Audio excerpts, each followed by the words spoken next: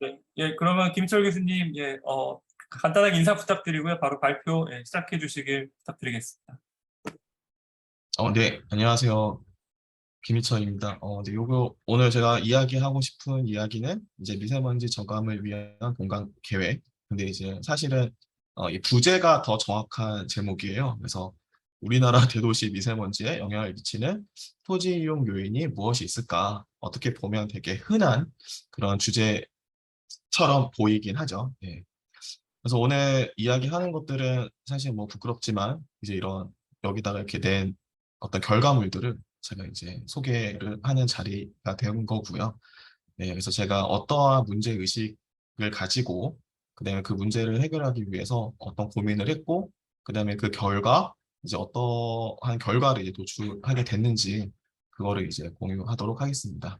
그래도 많은 분들이 아마 이제 지금쯤은 이제 미세먼지에 대한 어떤 이해를 되게 많이 하고 계실 테지만 그래도 일단 좀 그래도 이제 발표다 보니까 이제 기초부터 좀 이야기를 하다 보면 이 미세먼지가 뭐 우리나라 같은 경우는 실제로 우리가 피부로 느끼는 것들이 되게 많이 좀 심해졌죠.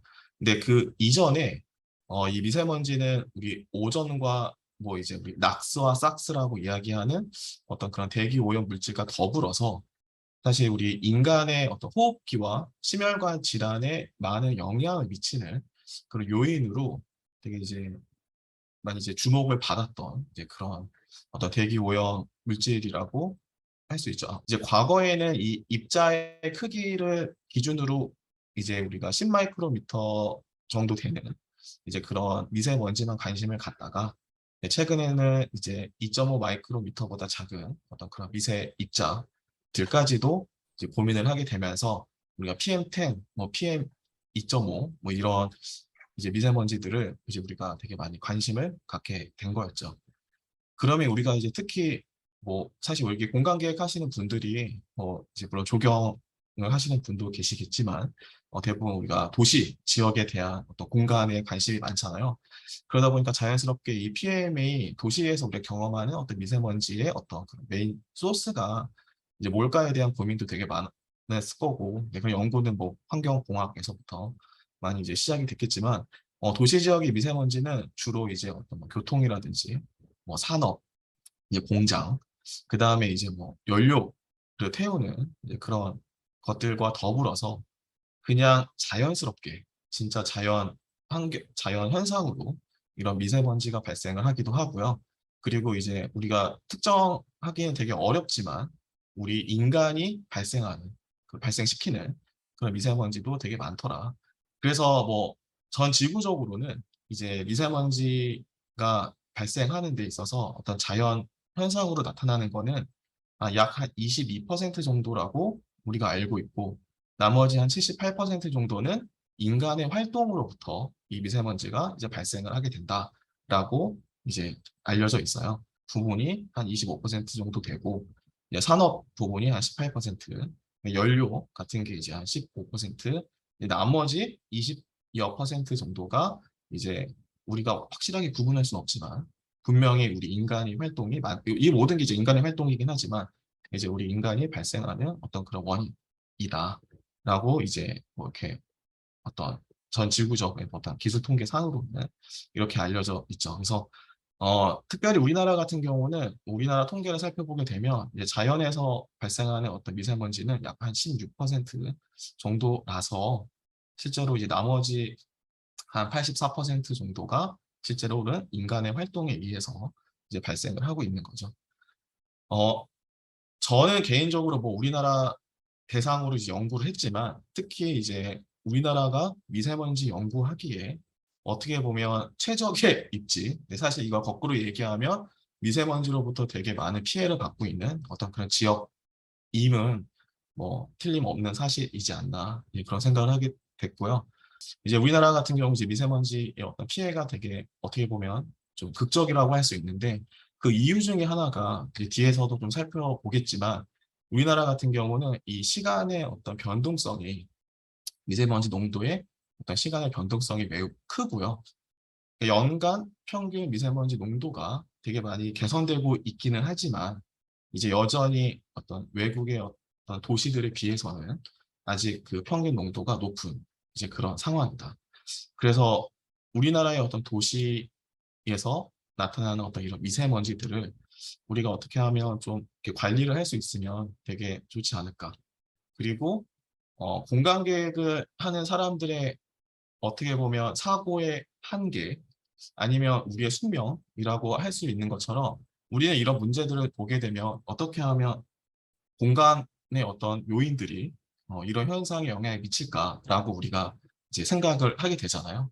그래서 자연스럽게 저도 그러면 이 도시에서 나타나는 인간의 활동으로 인해서 발생하는 이 미세먼지가 그러면 우리가 흔히 잘 다루는 어떤 토지 이용이나 그런 요인들과 어떠한 밀접한 관계를 갖고 있을까? 그래서 그 관계를 한번 궁금하다라는 거를 이제 어떤 큰 시작점, 연구의 시작점으로 삼았습니다.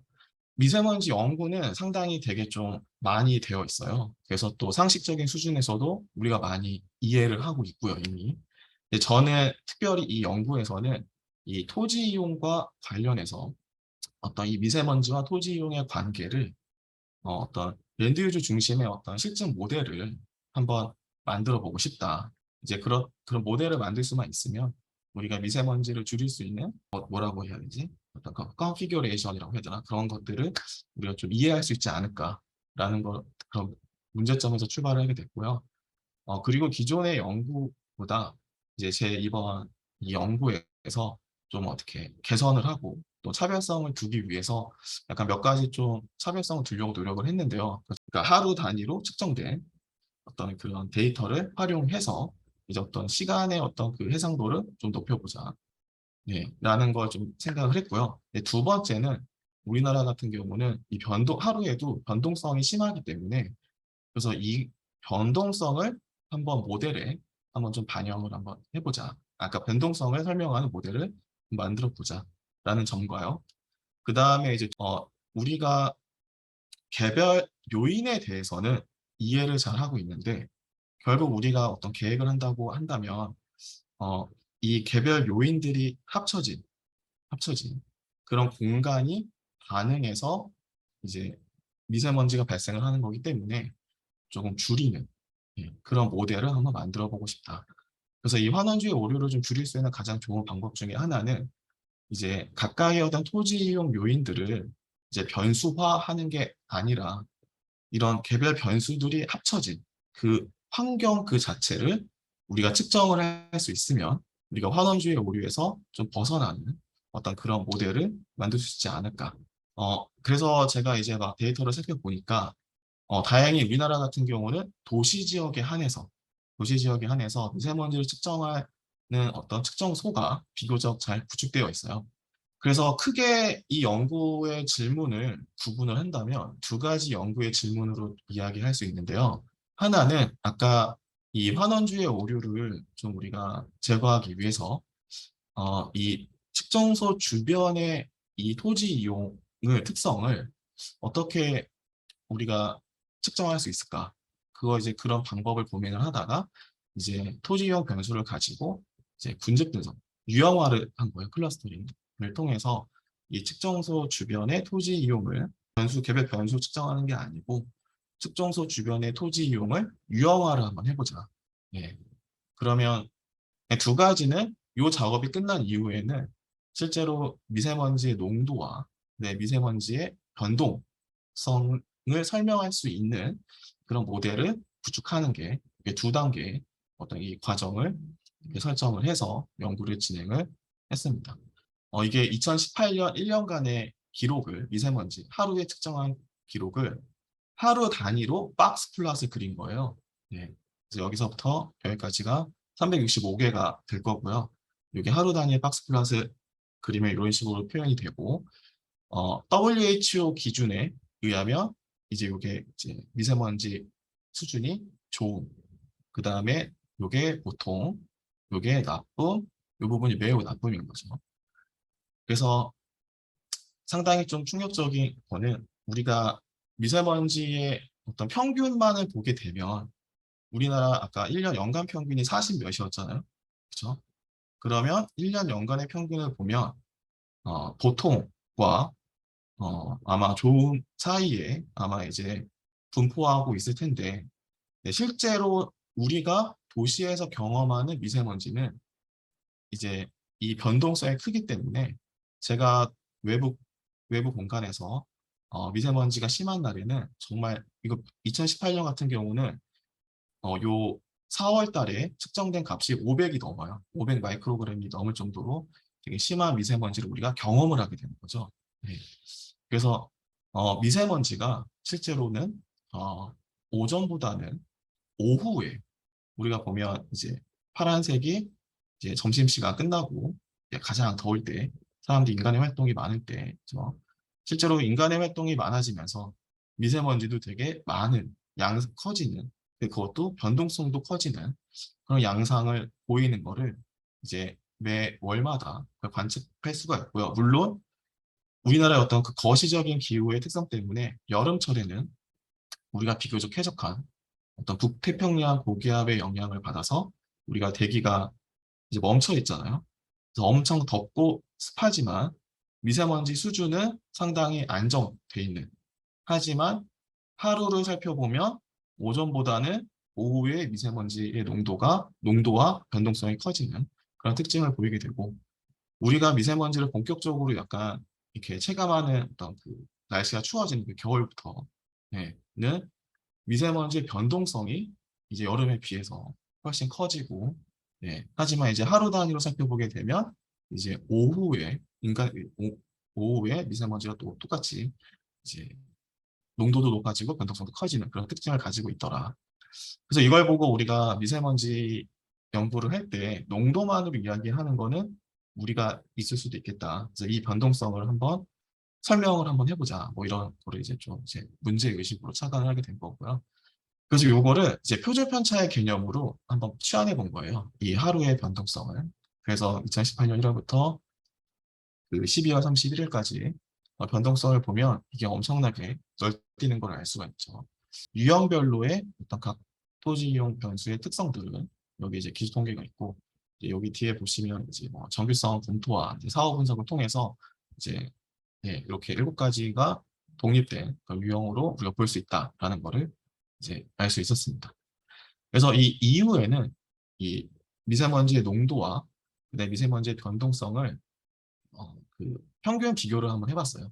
그 결과 되게 재밌는 제 입장에서는 되게 이제 재밌던 결과는 어, 미세먼지의 평균 농도에 이제 그 차이를 봤더니 우리가 기대한 대로 이제 공원과 오픈 스페이스가 충분히 확보된 지역과 저밀의 주거 지역은 이제 가장 농도가 낮은 어떤 그런 그룹으로 묶였고요. 그 다음에 많은 곳들이 혼합된 지역과 이제 고밀로 개발된 주거 지역.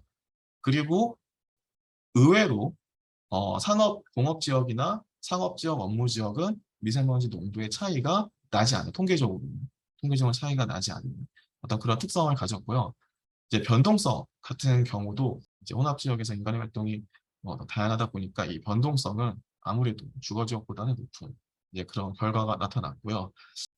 공원 녹지 지역에 비해서 평균 농도 같은 경우는 이제 업무, 아니 공업 지역, 그다음에 여기가 훨씬 나쁘고, 근데 그 정도가 이제 한 13% 정도 나쁘고, 네, 혼합 지역이 4.5%, 그다음에 하이 덴시티가 5.7% 정도 이제 평균 농도가 나쁘다. 예.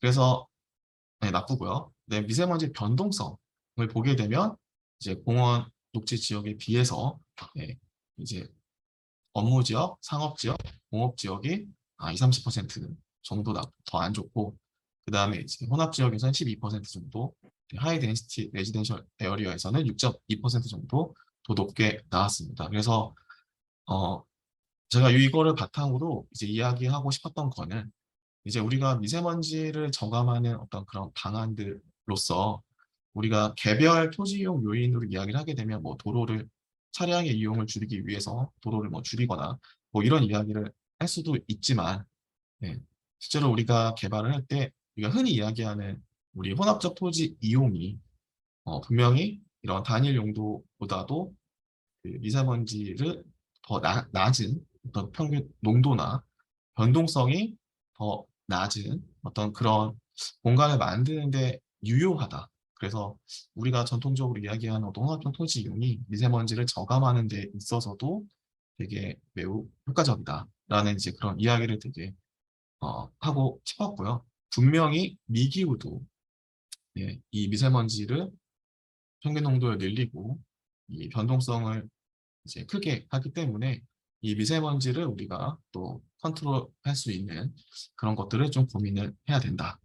그리고 대륙성 기후이기 때문에 그리고 아무래도 주변 국가의 영향으로 인해서 분명히 계절 요인, 어떤 이런 거시적인 어떤 요인도 분명히 작동을 하고 있기 때문에 이러한 것들도 이제 좀 컨트롤을 해야 된다라는 좀 이야기를 하고 싶었습니다. 그래서 어떤 공간을 만들어야 되냐, 미세먼지 저감을 위해서 어떻게 우리가 공간 계획을 해야 되냐라고 이제 한다면 여기에 이제 유형화했던 이 5번이 되겠죠. 요게 이제 이 유형의 평균값이에요. 네. 그래서 이 면적이 아마 제곱킬로미터인 걸로 제가 기억을 하는데, 네. 그래서 이런 구성을 갖는 이 혼합된 지역으로 우리가 조성을 하는 것이 미세먼지를 우리가 가장 적게 발생시키고 그 다음에 변동성을 줄일 수 있는 공간계획 방향이지 않을까. 물론 저밀도의 주거지역만 만들 수는 없으니까요. 저밀도로 개발하고. 예, 그래서 그런 이야기를 하고 싶었습니다.